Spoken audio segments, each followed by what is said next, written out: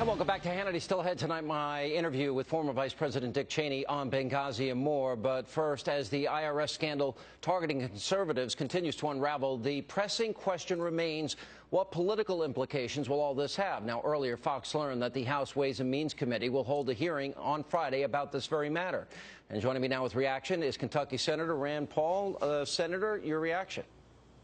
Well, you know, tomorrow morning I'll introduce a resolution that says, why don't we fire the IRS agents that abuse their power to target people for their political activities? The president says he's going to do something if they're guilty. Well, it sounds like there's already been an investigation and no one's been fired.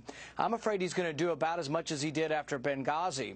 The people who made the decisions not to provide security were transferred temporarily, and they still work for the State Department. No one was fired. So it's a bit of faux outrage, and I wonder, what is the president going to do? So we are going to demand tomorrow in a Senate resolution that says to the president, Mr. President, if someone did this for political reasons, targeted groups, they should be fired. Well, they did do it. I mean, that's the point. It's pretty obvious. They've admitted they did it, and they came clean about it.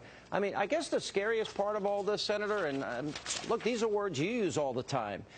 Tea Party, patriot, you want to make America a better place to live. If you're critical of how the government is being run, the country's being run, you talk about the Constitution, the Bill of Rights. I'm surprised you weren't investigated for that matter.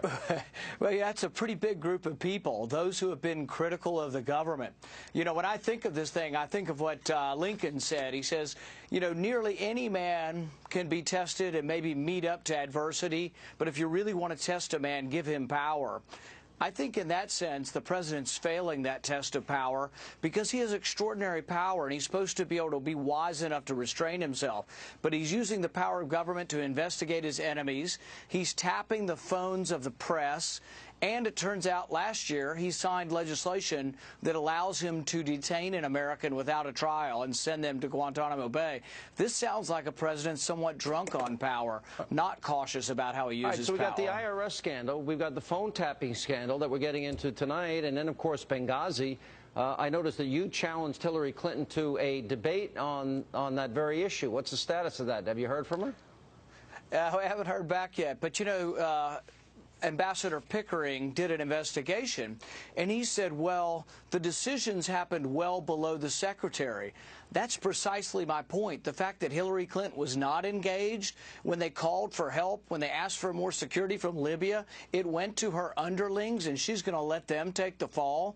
Absolutely, that should have risen to the secretary, and that's precisely her mistake and why she should be held accountable, because it is her job to determine what information gets to her, and the fact that the plea for help, the plea for more security, the plea from Colonel Wood, all of these things came to her underlings, and she says, oh, I'm not responsible.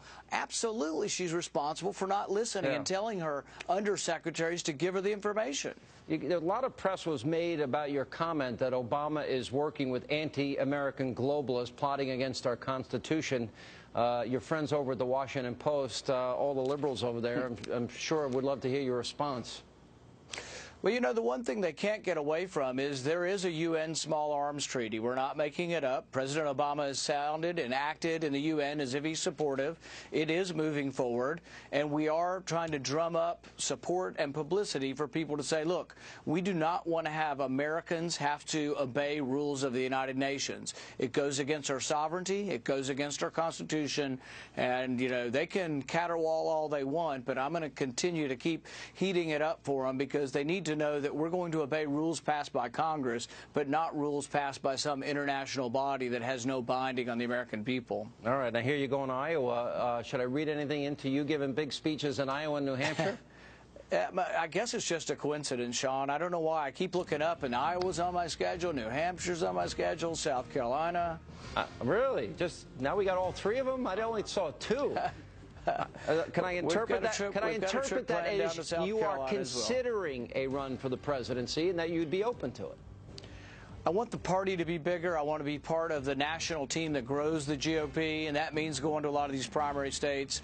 What happens beyond that, I don't know. But I will tell you, until we start reaching out to African Americans, to Hispanics, to Asian Americans, and saying we are the party of inclusion, and we are the party that will help you to get to work your way up the socioeconomic ladder, when we convince people in a bigger, broader area, I think we'll begin to win again. All right, Senator, good to see you. Thanks for being with us.